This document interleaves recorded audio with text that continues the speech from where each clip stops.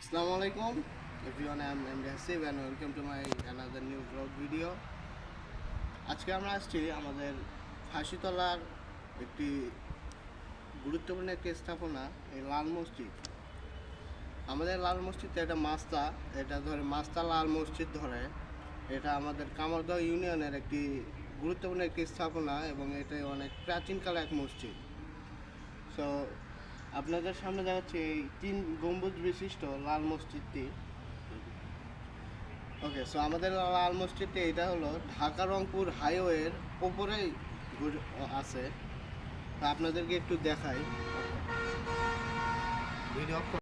আসসালামু আলাইকুম এভরিওয়ান, আমি MD Asif and welcome to my another new video.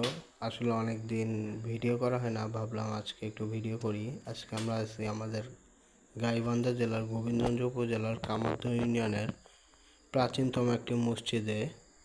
এটি নাম হলো নূরে মাদিনা মাদ্রাসা এবং এটাকে আমরা বেশিরভাগ সবাই লাল মসজিদ নামে চিনি। দেখতে পাচ্ছেন এটা হলো ঢাকা রংপুর মহাসড়ক, তার পাশেই এই প্রাচীনতম লাল মসজিদ।